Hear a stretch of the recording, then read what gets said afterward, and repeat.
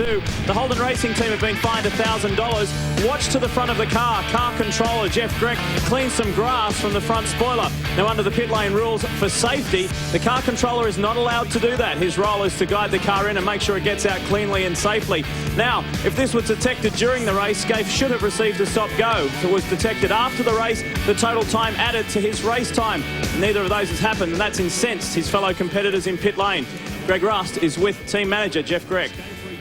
Well, there's been some conjecture in between race 2 and race 3, Jeff Grech, and a fine coming to the way of the Holden Racing team. What's happened there? Yeah, what happened was, Rusty, that the car went off into the grass, and you know, by the it's complex because at long distance races a car controller can clean the radiator, and at the short ones he can't. He can't. You're not allowed to touch the car. So basically, what happened, Rusty, is the cars come in.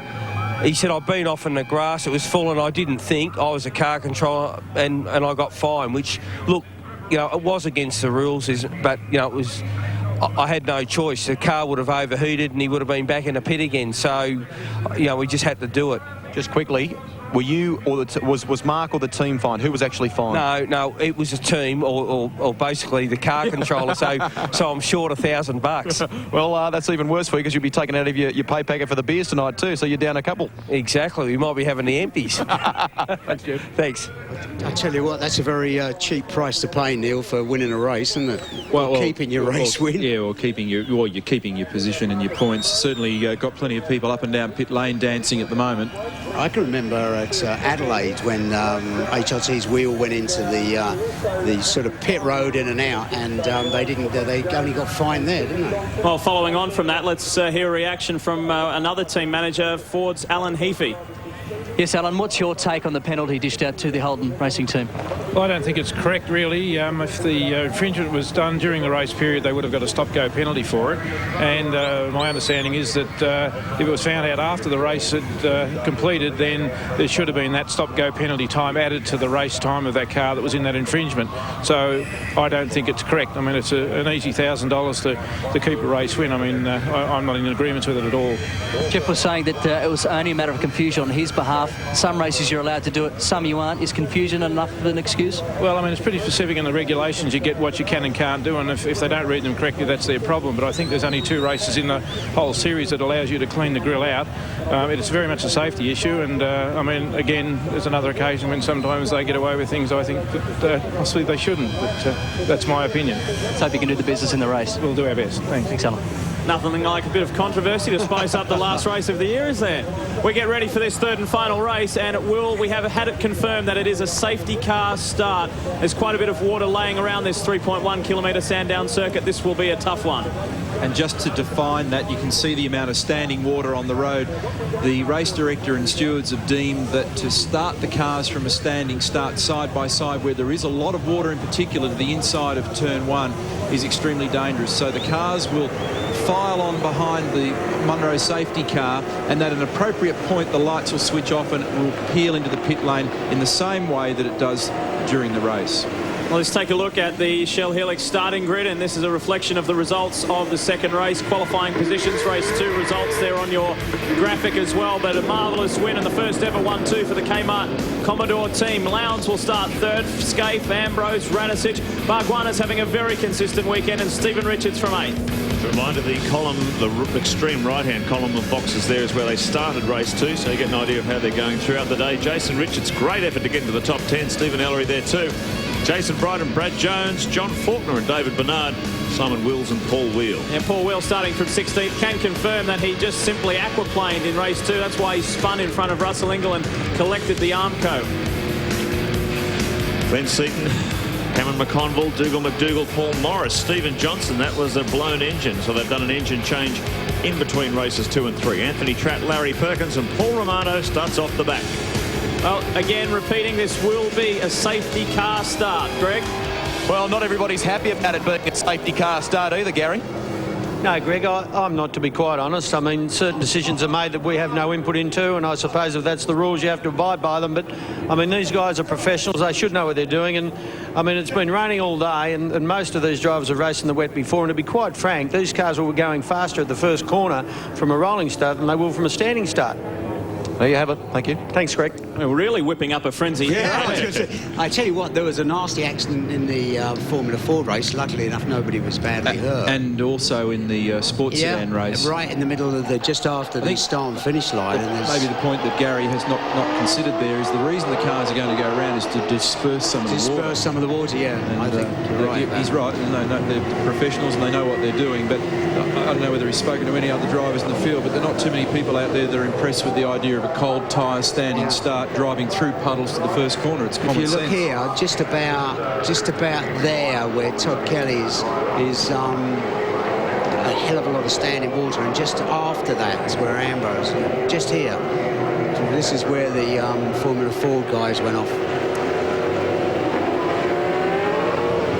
So as it stands here now, this is the first lap of the race then, in other words? Well, that's an interesting question, but you need to see the safety car to ultimately determine when the lights go out before they go racing. I'd need to actually be in contact with the stewards to find out whether in fact they have waved the green flag or whether there's been a light system to determine that the actual race has been started. But yeah, I understand that in fact they have started to now lap score. Yeah. So there's different ways that you could define it. So there's been a definition in race control that the race has been started, the safety car will peel off and then they'll go racing. And what they'll be looking for is information from corner workers to determine how much water has been dispersed as the cars move around. The other important aspect of this is that everybody's getting a chance to warm their tyres and brakes in order to be able to effectively go racing cleanly. But it does, as you rightly say, it does really disperse a lot of the standing water, doesn't it?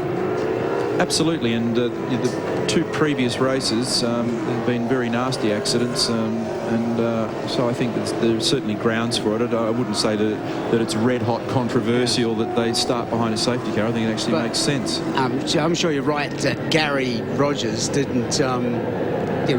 what Gary was thinking was that they didn't want the guys to start go rushing into the first corner on cold tyres, and not so much thinking about dispersing the water, I suppose. Mark Scaife, centre of the controversy after race 2, and a man who will finish this race and celebrate tonight his back-to-back efforts in the Shell Championship Series. It's been a marvellous season for him, 2001. Will be trying as hard as he possibly can to finish on a high. He's got a couple of very fast cars in front, the Kmart Commodores and Craig Lowndes. The Ford race analysis. Well, we're already underway. 48 laps. We're eating into that 150 kilometres. And the pit window is the same as the previous 2 rates for that compulsory pit stop. Laps 2 to 35, that window is. They will do one more lap behind the safety car before it leaves the front of the field, pulls into the pit lane area, and we go racing. Greg? Just to confirm on that, because they've done one lap now underneath the safety car. The first one was a warm-up lap. They've just completed lap 1. So this could catch a few people out here in terms of when that pit window opens, the technicality factor. Yeah, you're right about that. You need to be onto it. In fact, the teams have got a race control channel, so the team managers or car controllers will hear the status of the race over the radio, and they'll know. They hopefully will know what the situation is. So Jeffrey. No problem, Jeff. Plenty of pressure on the team managers to get strategy right. This is the final race of the year. Everyone wants to finish in the best possible fashion. Lights are out on the safety car, so we are ready to go green. Well, I guess we already are green, sort of, because we have started ticking over those laps, but racing for real. The other point that needs to be made is that it certainly doesn't indemnify everybody from having an accident. There's still enormous potential for chaos in these conditions at the best of times. And as they cross the start-finish line at the end of this lap, the pit window will be open, although I don't know that there's anybody going to be diving in the early stages until this sorts itself out. Just about got some heat in their tyres now. They will come in now and change. Get a little bit of benefit out of heat soak from the brakes, and everybody will have been cycling the brake pedal pretty aggressively. So ready to go racing. The safety car will leave the circuit. Lights are out, and we are getting ready to go now. Here we go. Todd Kelly brings them onto the main straight. After 2 laps, pit window is officially open, and we begin the final race of the 2001 season. Look at Scaife on the inside of Lowndes, side by side. The number 1 HRT machine is there. That's a successful move. Another Kmart 1-2 as they come through Holden Corner under full green, full speed racing conditions in this very slippery track. It's a Kmart 1-2 as they finished race 2. Look at Scaife splashing through the puddles right up against the curbs there. Craig Lowndes right in his mirrors, and then there's the Pertec Ford. Bargwanna was very quick too to nip up the inside of Paul Radicic, so he's moved up 1 position already. Find that many of the Lowndes has gone up the inside of Scaife going up the back straight, and I think actually made a move on him. Got better traction coming off turn 4 as they head to the end of the back straight. Holds position, Scaife with the lights on, takes it back again under brakes and reclaims 3rd spot. Brave stuff up there, top speed. You're looking at around 250 kilometres an hour, very fast in these treacherous conditions. Meanwhile, the 2 Kmart Commodores are starting to just edge away a little. Plenty of pressure here from Craig Lowndes. Look at the rain just pouring down. It's really opened up. 2 Kmart Commodores. Lowndes has looked down the inside, well positioned. Scaife gives him room, or does he? No, he's got better position for the final turn. It's an old trick at Sandown, and he's used it before. And they crisscross again. So again, Lowndes up the inside. Is Scaife peeling off? No, he's running with him. So tremendous battle for 3rd and 4th between old teammates Lowndes and Scaife. Now Mark goes to the inside for another crisscross, and the Ford and Holden fans go nuts in the stand. And Kelly has pitted. Kelly has pitted. The race leader is the first to come in, as was the case in race 2, and so too is Jason Bright. So Bright has beaten him out of the pits. So it was a successful strategy in the opening race. Scaife thought about coming up the inside of Craig Lowndes. I think Ambrose went in as well. I was going to say Bryce just coming in. He's coming in, actually. So He's right at the end, isn't he? Yep, Kelly's pulled the right rein here. It worked for him in race 2. He's probably figured that's the way to go in race 3. Knowing that they were going into a wet race that was likely to... Hang on. Follow him out. That's the car controller there, just getting him to hang on and sit in behind the other car. You can't go out side by side. Knowing that they were going into a wet race that was likely to continue to be wet throughout the 1 hour, several people have certainly made changes to their cars now in this race, Mark, in order to try and suit the conditions better. It's not something they often do, but they are actually setting the cars for the wet in some cases. Brighty, Jason Bright's car, he said, was terrible because he apparently runs his car really a lot harder than the other 3 HRT cars, so he's softened his thing up quite a lot. Also, Glenn Seaton, there was another one, he said his car was undrivable. Yeah. So a number of drivers took that opportunity to pit early. And they may relax the spring rate in the car, perhaps make shock absorber setting changes, may change the anti-roll bars on the car. I tell you what was interesting, I was talking to Brad Jones. When he came in for a pit stop in the first race, he said the car was terrible. When they took the rears off, they adjusted the dampers. They said it was worth wasting an extra 5 or 6 seconds because he went out and made that 6 or 7 seconds up in a couple of laps. Gap closing slightly between Murphy and Lowndes, who's just eased fractionally away from Mark Scaife. Bargwanna 4th. Bradley Jones, the man you were talking about, then Barry is up to 5th. Keep in mind the battle for 2nd and 3rd in the championship here as well. Greg Murphy at this stage, the Kmart racing team are saying stay out, don't come in. Jason Bright, by comparison, has been in one of the first to do his stop. If you're buried in the pack at the moment, look how dirty that road is out there. That's why some people are coming in. You lose so much time when you're lost in the fog.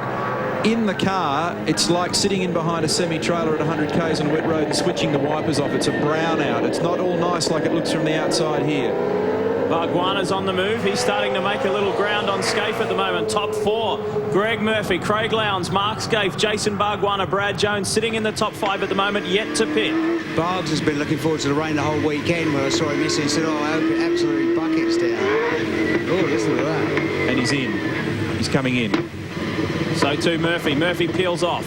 So the top 2 on the road, they are in. Bargwanna, Scaife is in as well. Bargwanna continues. So the leaders all taking their cues from each other. It puts Bargwanna at the top of the order. Murph's job in, done quickly and efficiently. Scaife, on the other hand, is at the other end of pit lane. Remember that lightning pit stop in the 8-second bracket. Can they repeat that? You reckon Jeff will bend down and do anything this time? I don't think so. It's a good stop so far. 6 seconds gone. Greg Murphy trundles past us. Will Craig Lowndes get out ahead of Mark Scaife? The controller stops him. We've got a problem on the front right here. This is a long stop for Mark Scaife. The man you got to watch, though, is Todd Kelly. He's done it again. He was the first in the queue to pit. See where he is on track. And Mark Scaife rejoins. That was costly. Yeah, really. Very lucky as well, actually, that the wheel was just on the hub, wasn't it, when they dropped it down? Get back in your rhythm, mate. Obviously, that was a cocker. It sure was.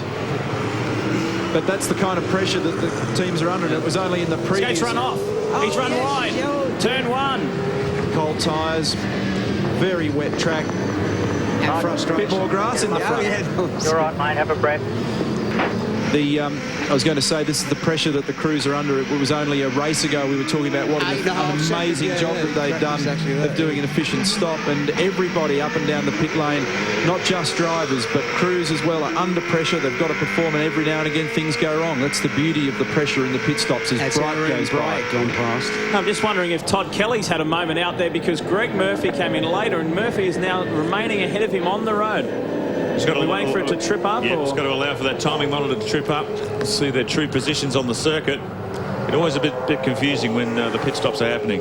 The rain's actually getting a little heavier since the commencement of the race, but just to touch on what Neil was saying before, it really is interesting just to watch the way the teams and team managers are keeping an eye on what everyone else is up to. Originally, the plan at Kmart Racing was to keep the early leader Murphy out for much longer, but I think there's a bit of reaction to what other teams are up to, and they changed their plan.